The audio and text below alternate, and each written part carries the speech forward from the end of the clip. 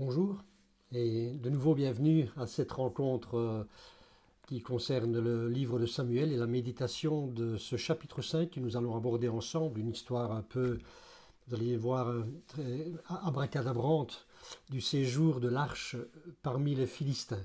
Ce sera une lecture un peu longue, je le concède, mais voilà, c'est la parole de Dieu qui est celle qui nous interpelle et nous allons la laisser sans plus tarder nous parler et et nous allons plonger nos regards dans ce qu'elle dit ce matin.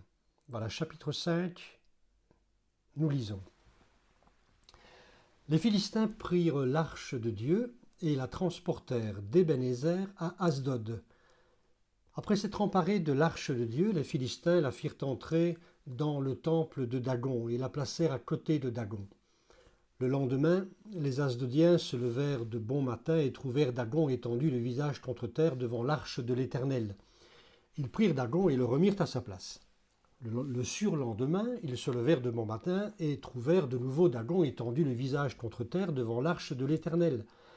La tête de Dagon et ses deux mains étaient abattues sur le seuil, il ne lui restait que le tronc. C'est pourquoi, jusqu'à aujourd'hui, les prêtres de Dagon et tous ceux qui viennent dans le temple de Dagon à Asdod ne marchent pas sur le seuil. La main de l'Éternel pesa plus lourdement encore sur les Asdodiens, et il fit des ravages parmi eux. Il les frappa de tumeurs à Asdod et dans le territoire qui en dépend. Quand ils virent cela, les habitants d'Asdod dirent « L'arche du Dieu d'Israël ne restera pas chez nous, car il fait peser lourdement sa main sur nous et sur Dagon, notre Dieu. » Ils firent venir tous les princes des Philistins, les rassemblèrent chez eux et demandèrent « Que pouvons-nous faire de l'arche du Dieu d'Israël » Les princes répondirent qu'on la transporte à Gath. Et l'on transporta là-bas l'arche du Dieu d'Israël. Mais une fois qu'on l'y eut transportée, la main de l'Éternel fut contre la ville, et il y eut une très grande terreur. Il frappa les habitants de la ville, depuis le plus petit jusqu'au plus grand.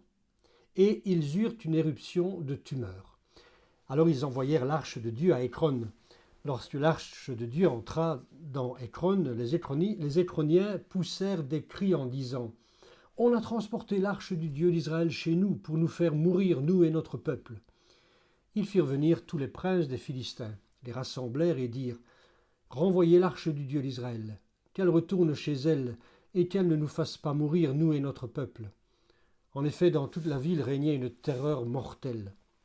La main de Dieu y pesait très lourdement. Ceux qui ne mouraient pas étaient frappés de tumeurs et les cris de la ville montaient jusqu'au ciel. Chapitre 6. L'arche de l'Éternel resta 7 mois dans le pays des Philistins.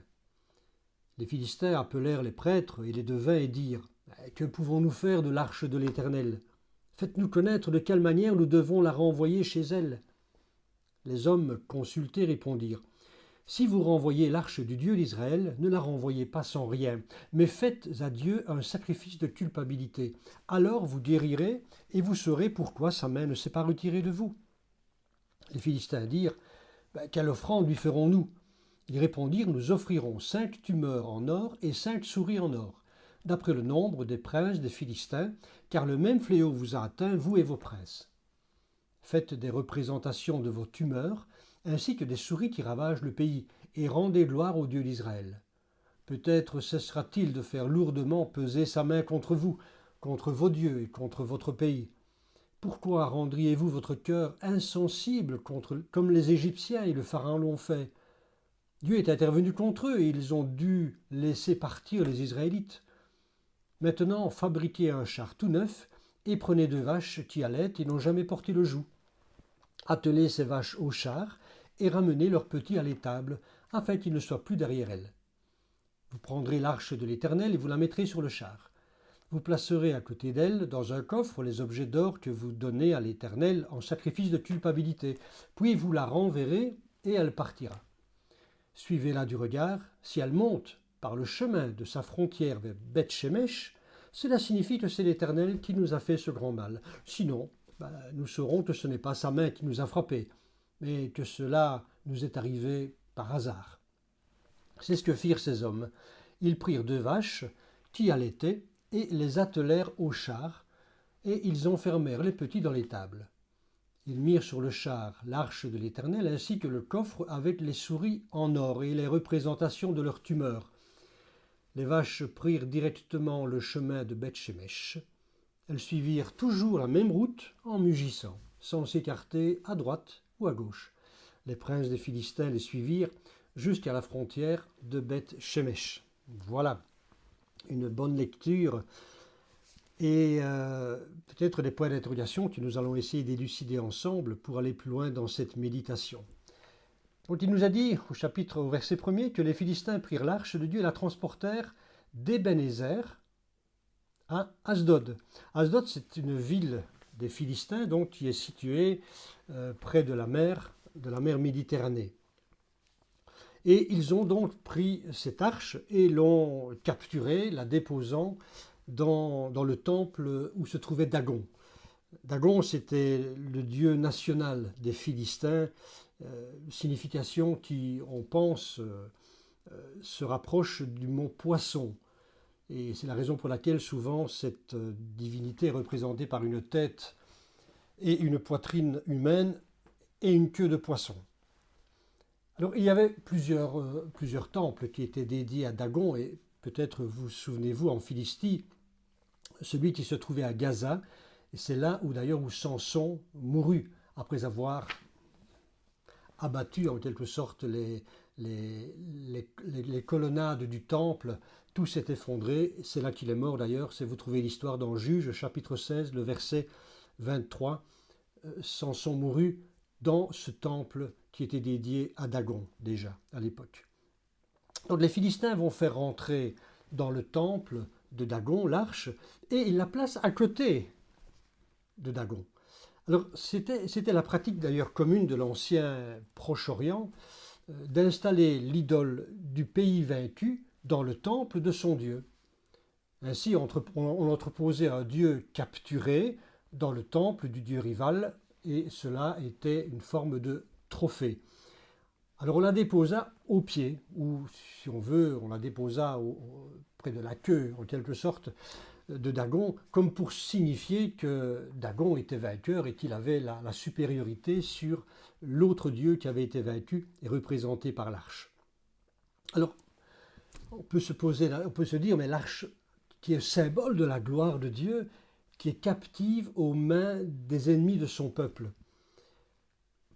Alors, vous savez, il n'y a pas lieu pour les Philistins de se vanter d'avoir quelque part humilié ce Dieu, parce que nous savons que notre Dieu est capable de se glorifier même dans la plus profonde humiliation. Ce n'est pas l'humiliation qui dérange Dieu au travers de la manifestation de sa gloire. D'ailleurs, nous avons une image bien claire et bien vivante au travers, n'est-ce pas, de la croix, qui est le lieu de supplice et d'humiliation par excellence. Mais c'est là, sur cette croix, que Jésus-Christ non seulement a été glorifié, mais a glorifié aussi son Père. Dieu. Jean 13, 31, Jésus dit prophétiquement, « Maintenant, la gloire du Fils de l'homme a été révélée et la gloire de Dieu a été révélée en lui. » Le problème, c'est que ce Dieu, notre Dieu, c'était le véritable et unique Dieu. Un Dieu jaloux, et la jalousie fait partie du caractère noble de Dieu, qui ne donne pas sa gloire à un autre, ni sa louange aux idoles. Et c'est la raison pour laquelle Dieu va passer à l'action et renverser Dagon, qui représente en quelque sorte l'idole du monde. Il renverse Dagon, le lendemain ils viennent, ils prennent Dagon et le remirent à sa place, surpris probablement de ce que ce Dieu était tombé. Alors, pauvre Dieu, n'est-ce pas, qui a besoin comme cela de mains humaines pour qu'on le remette en place. Le Dieu vaincu qui bat le Dieu victorieux, chez lui, on peut dire à domicile. Drôle de match. Yahweh n'a besoin de personne pour le défendre, et il saura trouver le chemin du retour sans le secours du peuple. La tête de Dagon, le lendemain, on la retrouve, ainsi que ses mains, abattues sur le seuil. C'est ce que nous lisons au verset 4. Le premier jour, on la retrouve par terre, le surlendemain, on la retrouve, mais cassée. Il ne reste en quelque sorte que le buste, que le tronc, en quelque sorte, couché par terre, et sur le seuil se trouvent les mains et la tête. Alors, on sait qu'en Orient, lorsqu'on se présente à un supérieur, eh bien, on se prosterne sur le seuil de sa demeure. Alors, quelle manière, n'est-ce pas, pour l'Éternel d'humilier ce faux Dieu? Et suite à cet incident, le seuil du temple sera considéré comme sacré à cause de ce contact avec la divinité, parce que les païens pensaient que des esprits, des démons habitaient maintenant le seuil. Ah oui, maintenant que leur Dieu avait foulé en quelque sorte le seuil, il n'était plus possible de poser le pied dessus, donc il fallait sauter le seuil. C'était bien sûr de la superstition, hein, que le prophète Sophonie, d'ailleurs des années plus tard, va condamner. On trouve cela dans Sophonie au chapitre 1er, le verset 9, on lit « Ce jour-là, dit Sophonie, le prophète, j'interviendrai contre tous ceux qui sautent par-dessus le seuil pour renverser, pour remplir de violence et de fraude la maison de leur Seigneur. » Donc la pratique était encore courante, quelques siècles plus tard d'ailleurs. Alors la présence de l'arche n'était pas une bénédiction, hein, pas du tout, parce qu'après le renversement de Dagon, eh bien, le jugement de Dieu va tomber sur les Asdodiens eux-mêmes, sur les habitants de la ville d'Asdod, sous forme de plaies, qui d'ailleurs vont rappeler un peu celles de l'Égypte, du temps de Moïse et de Pharaon. Des plaies qui sont des tumeurs, des tumeurs que certains traduisent par hémorroïdes, d'autres par dysenterie, ou alors on peut considérer que c'est la peste bubonique qui avait comme origine la contamination infectieuse transmise par les rats. C'est une des raisons pour lesquelles plus tard nous verrons qu'ils confectionneront des souris en or. Enfin bref, les chefs philistins vont décider de se débarrasser de cette arche, ou plutôt parce que quelque part elle est signe de malédiction, et ils se disent qu'on la transporte alors à Gad. Gad, c'est l'autre ville importante de la Philistie. Il y avait Asdod, il y avait Gad, il y en avait d'autres comme Ascalon, Gaza, Ekron. Et vous voyez, ils sont prêts à se débarrasser du problème et de le renvoyer à d'autres. C'est une véritable manifestation d'un égoïsme profond, n'est-ce pas? On est prêt à se débarrasser à Gad, et à Gad d'ailleurs ils vont s'en débarrasser, et ils vont la refiler à Ekron, l'autre ville. C'est le principe un peu de la patate chaude qu'on se refile. Il y a un problème dans notre région, eh bien refilons-le à l'autre région, à l'autre communauté. Chacun pour soi et Dieu pour tous. Alors ce voyage d'une ville à l'autre va durer 7 mois, c'est ce qu'on trouve au chapitre 6. Alors les princes, les chefs politiques, donc ne sachant pas quoi faire, eh bien, ils vont se tourner vers les prêtres, les sorciers et les devins, leur posant la question, mais qu'est-ce qu'on va faire de cette arche? Et là, le remède, disent-ils, c'est un sacrifice. Il faut faire un sacrifice de réparation, une sorte d'offrande de dédommagement, un sacrifice d'expiation qui manifeste notre culpabilité dans ce que nous avons commis là comme erreur. Et s'il y a une guérison parmi le peuple, eh bien c'est la preuve que la maladie provenait bien d'un jugement divin. Et le sacrifice va consister dans l'offrande de 5 tumeurs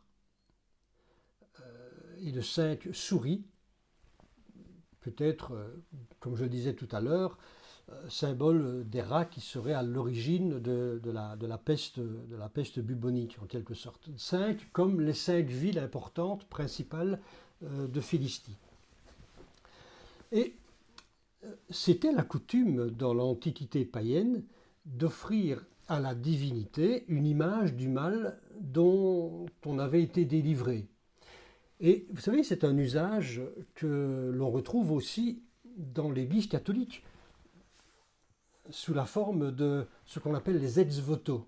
Peut-être Avez-vous déjà vu ces sortes d'offrandes commémoratives, ces objets, ces plaques commémoratives que l'on trouve dans certaines vieilles églises, vieilles chapelles, dans le coin de l'église, des sortes de cadres, des plaques qui sont là comme des signes de remerciement pour une prière exaucée, une prière que l'on a faite à un saint pour une telle personne, pour une telle maladie.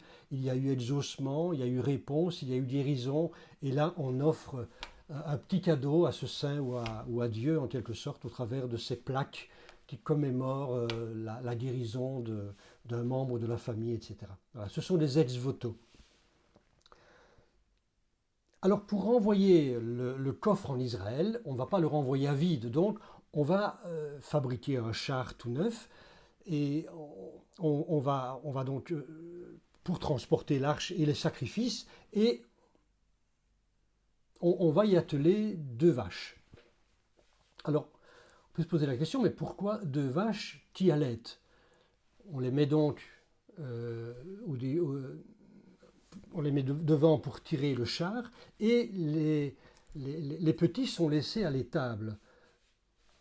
Tout simplement que si les 2 vaches, guidées par leur instinct, en quelque sorte, on peut dire maternel, ne retournent pas à l'étable, mais continuent et poursuivent leur voie vers Beth-Shemesh, Beth-Shemesh qui est la première ville en Israël, eh bien, si cela se passe ainsi, c'est la preuve que Dieu agrée l'offrande, et ce sera une sorte de miracle, de signe. Un miracle vient d'avoir lieu. Et ce miracle va avoir lieu, parce que les vaches ne retourneront pas vers l'étable, poussées par leur instinct, mais elles continueront leur chemin paisiblement vers Beth-Shemesh, sans se détourner ni à droite ni à gauche. Et le miracle va avoir lieu. C'est ainsi qu'ils vont pouvoir se débarrasser de l'arche, et les princes d'ailleurs vont suivre ce char afin d'examiner la situation, et ils vont se rendre d'ailleurs jusqu'en Israël, jusqu'à Beth-Shemesh. Et ce sera d'ailleurs le prolongement de l'histoire que nous verrons la fois prochaine. Alors on voit qu'au travers de cette histoire un peu fofolle, hein, Dieu se révèle à ses païens, à ses incroyants. Il le fait de multiples manières, afin qu'ils se détournent de leurs idoles et qu'il leur manifeste, qu'il leur montre sa puissance. Comment est-ce qu'ils vont réagir? Est-ce qu'ils vont se tourner vers le Dieu vivant? Ou alors est-ce qu'ils vont réparer les morceaux de Dagon? Ainsi en est-il. Aujourd'hui encore, Dieu manifeste sa grâce et sa compassion envers tous les hommes, qu'ils soient croyants ou qu'ils soient croyants en des dieux, en des idoles. Mais Dieu se révèle afin de pouvoir manifester sa bonté et que les gens puissent se détourner des idoles et se tourner vers Dieu. Vous voyez, nous voyons dans cette histoire que Dieu n'a besoin de personne pour se tirer d'affaire. Et quand bien même les Philistins avaient des armes de fer, ils avaient des avancées stratégiques, ils ne peuvent rien contre la main invisible et toute puissante de notre Dieu.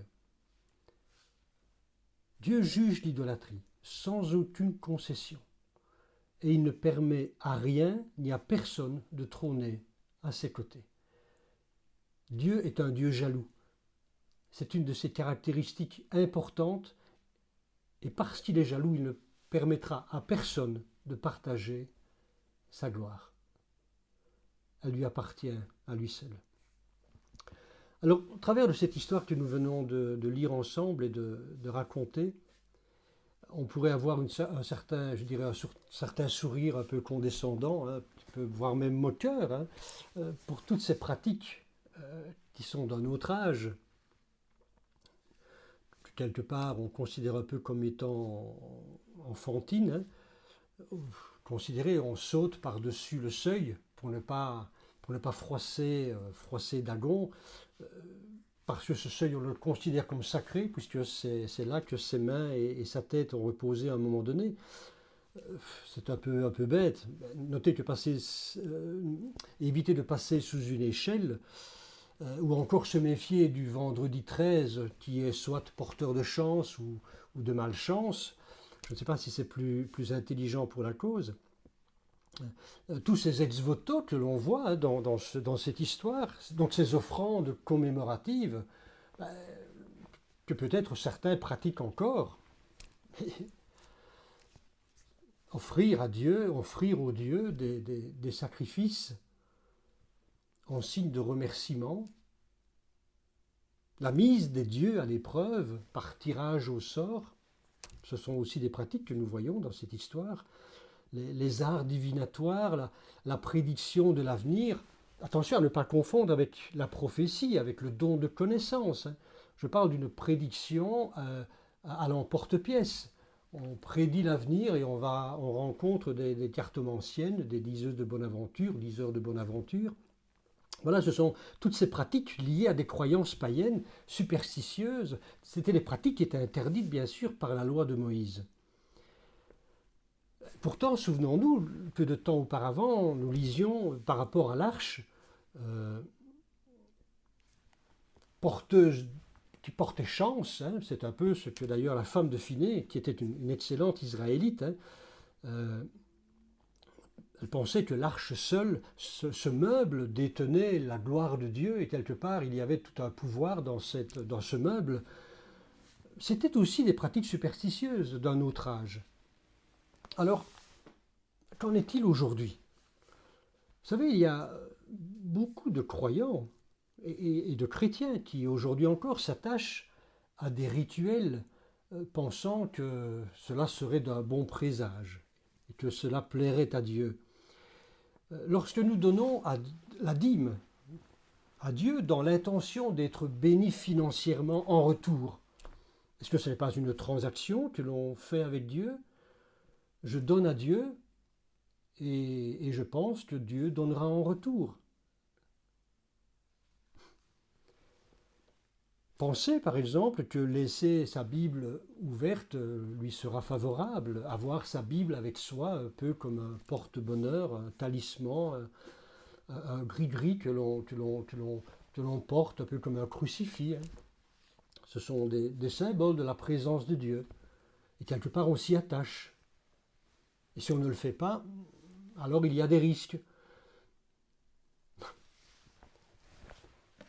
Ouvrir au hasard sa Bible, et puis faire une lecture, pensant que cela va nous parler, considérer que c'est la réponse de Dieu à notre problème, une sorte de tirage au sort des textes de la Bible, et on lui fait dire un peu ce qu'on voudrait qu'elle nous dise. Lorsque nous répétons inlassablement les mêmes prières comme des mantras en quelque sorte, en pensant que Dieu finira bien par nous répondre, nous tentons Dieu au travers de ces prières inlassables et répétées. Lorsque nous mettons Dieu à l'épreuve par ce que nous appelons les toisons répétées, voilà, nous sommes devant un problème, eh bien si tel événement se passe, alors c'est le signe que Dieu veut. Si telle réponse m'est donnée de la part, si j'entends un tel mot dans une prédication, alors je croirai que c'est Dieu qui me parle. Si je vois le visage d'un tel se tourner vers moi, alors je pourrais croire que c'est Dieu qui le met sur ma route, c'est Dieu qui me le donne peut-être comme conjoint. Vous voyez, ce sont toutes des moyens, je dirais, des paroles, des actions qui quelque part font partie aussi de la superstition. La base de toute superstition, c'est la peur. La peur de l'inconnu, la peur de l'au-delà, la peur de la mort. Et en quelque sorte, au lieu de placer sa confiance entière en Dieu, eh bien, l'homme cherche des garanties, en quelque sorte. Il essaye encore d'avoir prise sur les éléments qu'il redoute. Donc, il va y mettre un peu son grain de sel et pousser Dieu à répondre, parce que quelque part, c'est une situation qu'on ne contrôle pas tout à fait. Et on n'aime pas ça. Mais cela, bien sûr, devient une forme d'esclavage. Et on est esclave du doute, esclave de la peur, esclave des idoles, des fétiches, des reliques. une peur de l'inconnu. D'où l'importance d'apprendre à connaître l'Éternel, à connaître sa parole et à se détacher de toute forme de croyances populaires qui peuvent parfois ressembler à de la foi. Mais ce n'est pas la foi. Un peu comme le Canada Dry d'une certaine époque qui ressemblait à de l'alcool, mais ce n'était pas de l'alcool.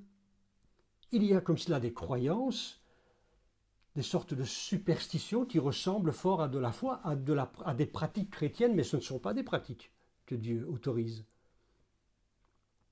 Seule la foi et la confiance en Jésus rend vraiment libre. Le Christ est venu afin de nous rendre libres de toutes ces pratiques, quelles qu'elles soient, pour uniquement fixer nos regards sur lui, sur sa parole, et demeurer confiants dans ce qu'il nous annonce, dans ce qu'il nous dit, dans ce qu'il nous promet. Je vous laisse avec ces textes que l'on trouve dans Jean chapitre 8. C'est Jésus qui s'adresse à la foule et dit « Si vous demeurez dans ma parole, vous êtes vraiment mes disciples. Vous connaîtrez la vérité et la vérité vous rendra libre. » Jean 8, 36. « Si donc le Fils, moi, dit Jésus, vous affranchit, vous rend libre, alors vous serez réellement libre. » Alors puissions-nous vivre pleinement la liberté de notre Seigneur et ne pas nous confondre en toutes sortes de pratiques qui ressemblent plus à des fausses croyances, à de la superstition, à des croyances populaires, plutôt qu'à une confiance, oui pourquoi pas, aveugle dans ce que le Seigneur nous dit et nous promet. Que son nom soit béni. Seigneur, merci encore parce qu'au travers de ta parole, tu nous enseignes. Tu nous dis, Seigneur, que tu veux faire de nous, Seigneur, un peuple libre. Libre de toute peur, de toute crainte, qui pourrait nous pousser, Seigneur, à douter, qui pourrait nous pousser à te tenter dans une réponse que nous aimerions tellement entendre et recevoir de ta part. Seigneur, puisse cette journée être pour nous une source de réponse, de bénédiction, dans l'attente de ce que tu vas nous dire ou de ce que tu vas faire.